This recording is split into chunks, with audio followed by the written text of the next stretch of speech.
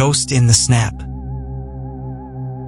I used to be obsessed with Snapchat. It was my go-to app for everything: streaks, filters, funny snaps from friends. I never thought much about the eerie side of it, the way things disappear, the way you can never really know who's watching. Until the night I got a snap from someone who wasn't supposed to exist. It was a rainy Thursday night, and I was home alone. My roommate, Mark, was out of town for the weekend, leaving me with an empty apartment and nothing to do.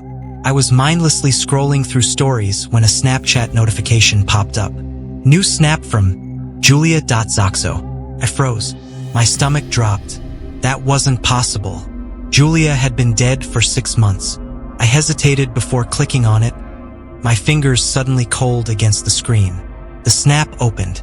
It was a picture of me, sitting on my couch, the exact same position I was in right now. My breath hitched. My eyes darted around the living room. I was alone. The doors were locked. The windows were shut. Then my phone buzzed again. Julia.Zoxo is typing. I stared, my pulse hammering in my ears. Then the message appeared. Miss me? I nearly dropped my phone. This had to be some kind of sick joke. Someone must have hacked her account. I swallowed hard and typed back. Me? Who is this? The message was left unopened. No reply. I got up and checked every door and window in the apartment. Still locked. Still empty. I tried to shake it off, telling myself it was a cruel prank. Maybe a glitch. But deep down, I knew better. Julia died in a car crash 6 months ago. The next snap. I barely slept. My dreams were filled with distorted snaps, flashes of Julia's face frozen in eerie, unnatural grins. I woke up drenched in sweat, my phone clutched in my hands. At exactly 3:12 a.m., it buzzed again. New snap from Julia.Zoxo. My chest tightened. I opened it. The picture was of my bedroom door. From the other side, as if someone was standing in the hallway, taking a picture through the small crack between the door and the floor. I sat up in bed so fast my vision swam. My head snapped toward the door. It was shut, but my mind screamed that someone was just on the other side. I held my breath, listening. The apartment was silent. Too silent. I reached for the baseball bat under my bed and crept toward the door. My fingers trembled as I grabbed the handle. With a deep breath, I yanked it open. Nothing. The hallway was empty. The air was freezing, though. A strange, unnatural cold that made my skin prickle. Then, my phone buzzed again. New snap from Julia.Zoxo. I didn't want to look, but my hands moved on their own, lifting the phone, opening the snap. A video. I hit play. The screen flickered with static. The camera was shaky, moving down the hallway. My hallway. It reached my bedroom door, exactly where I was standing. Then the camera tilted up, to the ceiling, to the dark corner above the door.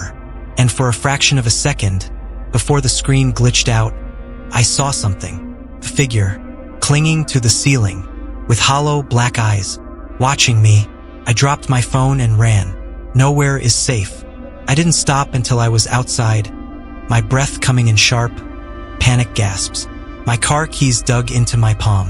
Without thinking, I jumped into the driver's seat and sped off. I drove to Olivia's house. My best friend, someone I trusted to tell me I wasn't losing my mind. When I knocked on her door at 4 a.m., she looked like she wanted to kill me. "Do you have any idea what time it is?" she groaned. I pushed past her, locking the door behind me. "Olivia, I need to stay here tonight. Please." She frowned. "What's going on?" I hesitated. If I told her the truth, she'd think I was crazy. I went with the safest explanation. "Someone's messing with me on Snapchat. I think they're in my apartment." Her eyes widened. "What the hell? Did you call the cops?" I shook my head. "They won't believe me. It's not normal." I could tell she wanted to press me for more, but she just sighed and grabbed an extra blanket. "Fine, but if you get me murdered, I'm haunting you." I forced a weak smile, but deep down, dread coiled in my stomach, because I knew this wasn't over. The last snap. I didn't touch my phone all day, but that night, as I lay on Olivia's couch, I felt it before it happened. The air turned thick, heavy. At exactly 3:12 a.m., my phone buzzed. I didn't want to look, but I had to. New snap from Julia.Zoxo. My hands were ice cold as I opened it. This time, it wasn't a picture. It wasn't a video. It was a Snap Map update. A Bitmoji standing in the middle of a street. My street. I bolted upright, my pulse hammering. Then, the Bitmoji moved, took a step, then another. It was heading toward Olivia's house. Then, a chat notification popped up. Julia.Zoxo is typing. A single message appeared. I'm outside. My phone buzzed again. This time it was a picture, taken from Olivia's driveway, looking straight into the living room window. I turned my head slowly, and in the glass I saw a reflection. A figure standing right behind me, watching, smiling. Then, the lights went out, and the last thing I heard before the darkness swallowed me was the sound of a snap being taken. Click. Snapchat in the dark. I used to love Snapchat. It was my go-to app for mindless entertainment, filters, streaks, disappearing messages, harmless fun. Until the night I received a snap from someone who wasn't there. It started last Thursday. I was alone in my apartment, the rain tapping against my window like impatient fingers. My roommate, Jake, was out for the weekend, leaving me with nothing but my phone and the eerie silence of an empty home. I was about to crash when my phone buzzed. A Snapchat notification. New snap from unknown user 99. I frowned. I didn't remember adding anyone with that username. Probably a spam bot. Curiosity got the best of me. I opened it. It was a picture of my apartment door, taken from the hallway. I sat up in bed, my pulse hammering. The timestamp read 12:03 a.m., 2 minutes ago. I hesitated before messaging back. Me? Who is this? The message was left on delivered. No reply. I climbed out of bed and tiptoed toward the peephole. My breath held tight in my chest. The hallway outside was empty, lit only by the flickering fluorescent bulb overhead. I locked the door, double-checked it, triple-checked it. Maybe it was someone messing with me. Maybe Jake told one of our friends to freak me out. I went back to bed, but sleep never came easy that night. The second snap. The next day, I brushed it off. I told myself it was a random prank. No big deal. But then, at exactly midnight, another notification buzzed on my phone. New snap from unknown user 99. My stomach dropped. This time, it was a picture of my bedroom window, the one right next to my bed. Rain streaked the glass, the night beyond a smear of darkness. But in the reflection, there was a figure standing behind me. I spun around so fast that my phone slipped from my hands. Nothing. I was alone. My fingers shook as I picked up my phone and stared at the screen. The snap was still there. The figure was still there. And then, a new chat bubble appeared. Unknown user 99 is typing. Couldn't breathe. The message popped up. Nice place. I slammed my phone down and grabbed the baseball bat from under my bed. I checked every inch of the apartment, closets, bathroom, under the bed. Nothing. The door was still locked. The windows shut tight. I barely slept. The third snap. The next night, I was prepared. I turned off all the lights and sat in my living room with my phone in hand, watching the clock. 11:59 p.m. The seconds ticked by. Then, at midnight, my phone buzzed. New snap from unknown user 99. I exhaled sharply and opened it. The picture was of me, right there in my living room, taken from inside the apartment. The angle was high, like it had been taken from the ceiling. I looked up. Nothing. I bolted to the front door, yanked it open, and ran into the hallway, my heartbeat slamming against my ribs. There was no one there. No footsteps. No sounds. Then, the lights flickered. My phone buzzed again. Another snap. I didn't want to look, but I did. This time it was a video. I hit play, my fingers ice cold against the screen. The footage was grainy, distorted. It showed me standing in the hallway holding my phone, exactly as I was now. Then, From behind, something moved. A tall, shadowed figure, crawling out from my apartment on all fours. His head snapped toward the camera, toward me. Then the video ended. A new message appeared. "You're not alone." I ran.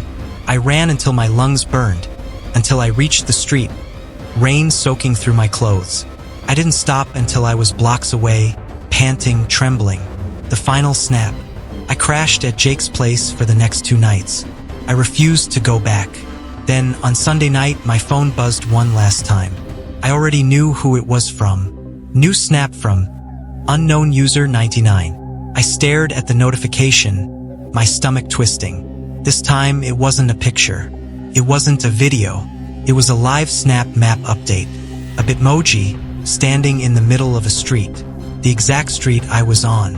I looked up, and in the darkness, just a few feet away, someone was watching me. The last snap. I never thought much about Snapchat beyond the usual streaks, filters, and mindless scrolling. It was just another app, something I used to pass the time. But that changed when I got a message from a user who shouldn't have existed. It started last Wednesday. I was lying in bed, my room bathed in the dim glow of my phone screen, mindlessly flipping through snaps. My best friend, Olivia, had sent me a picture of her dog in a ridiculous sweater, and I had just responded with a laughing emoji when a new notification popped up. New snap from empty.snap. That was weird. I didn't recognize the username, and I was sure I hadn't added anyone new. Curiosity got the better of me, so I tapped on it. It was a picture of my bedroom door. I froze. The photo had been taken from inside my apartment, from the hallway outside my room. My breath caught in my throat. I turned my head slowly, my heart hammering. The door was closed, just as it had been all night. I was alone, I was sure of it. I swallowed hard, trying to come up with a rational explanation. Maybe someone was pranking me. Maybe Olivia had somehow gotten someone to mess with me, but something felt wrong. I hesitated before typing back. "Me? Who is this?" The message was left unopened, but no reply came. I put my phone down, listening. The apartment was silent, except for the hum of my mini fridge. After a few minutes, I convinced myself it was some kind of glitch. I locked my phone and turned over, pulling the covers tight around me. Then, at exactly 3:12 a.m., my phone buzzed again. New snap from empty.snap. I didn't want to look, but I did. It was another picture of my bedroom door. This time, the door was slightly open. A sliver of darkness peeked through the gap, as if someone had nudged it. My stomach dropped. I hadn't moved from my bed. I knew the door had been shut. My breathing turned shallow. I forced myself to sit up, my body tense. The door was still closed. No gap, no darkness peeking through. I slowly got out of bed, my legs shaking, and walked to the door. My fingers trembled as I touched the handle. With one deep breath, I yanked it open. Nothing. The hallway was empty. The living room beyond it was dark and undisturbed. I shut the door and locked it. Then I deleted Snapchat, or at least I tried to, the app that wouldn't delete. The next morning, I woke up exhausted. The night had been restless, filled with nightmares I couldn't quite remember. The first thing I did was check my phone, hoping that the previous night had been a dream. But Snapchat was still there, despite me having deleted it. My heart skipped. I tapped the icon. The app opened instantly, as if it had never been uninstalled. My notifications were clear except for one. New snap from empty.snap. I didn't want to open it. Every instinct screamed at me to just throw my phone away, but I couldn't stop my thumb from tapping. The snap loaded. It was a picture of me, taken from above. My eyes widened. My skin turned to ice. The angle of the photo, it was from my ceiling. My breath hitched as I slowly looked up. Nothing, just my plain white ceiling. But my gut twisted. Someone or something had taken that picture. I jumped out of bed, grabbed my car keys, and left. Nowhere is safe. I spent the day at Olivia's, too shaken to be alone. I didn't tell her everything, just that some creep had been messing with me on Snapchat. Maybe it's a hacker? she suggested. Or like an AI glitch? I wanted to believe her, but I knew better. That night, I refused to go back to my apartment. Olivia let me crash on her couch. At midnight, my phone buzzed. I squeezed my eyes shut, my hands gripping the blanket. Another buzz, then another. It wouldn't stop. My body was rigid as I reached for the phone. My thumb hovered over the notification. New snap from empty.snap. I opened it. It was a video this time. The footage was dark, static-filled. The camera moved slowly, as if whoever was recording was crawling on the floor. I saw a couch. Olivia's couch. The couch I was laying on. My breath caught in my throat. The camera moved closer, creeping toward me. Then, the screen glitched. For a split second, I saw a face, or what was left of one. Hollow, gaping eye sockets. A mouth stretched too wide, smiling. Then the screen went black. A new message appeared. "Don't hide. I see you," I screamed. Olivia jolted awake. "What the hell?" I couldn't speak. I just threw my phone at her. She picked it up, frowning. "What am I looking at?" I grabbed the phone back. The message was gone. The video wasn't there anymore. But Snapchat was still open. And I noticed something else. The Snap map was on. I had never turned it on. And my Bitmoji? It wasn't at Olivia's house. It was standing in front of my apartment.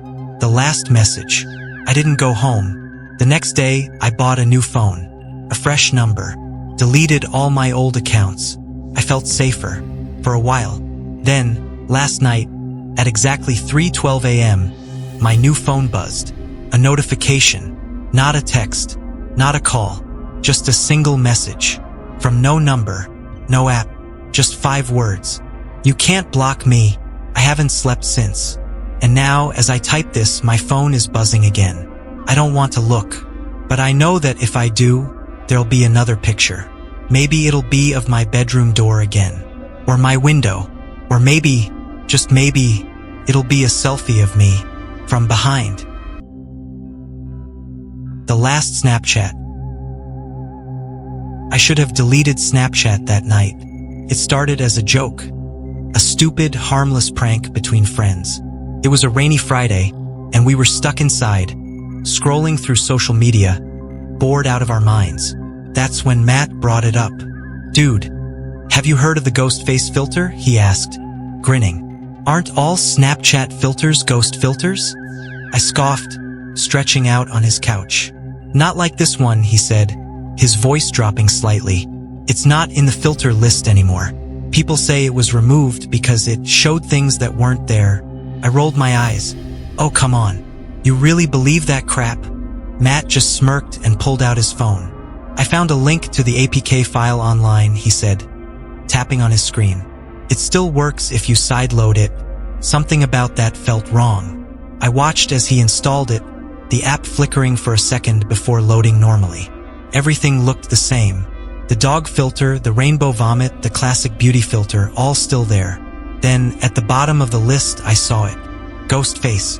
The icon was strange. Just a black silhouette, no face, no details. Just a void.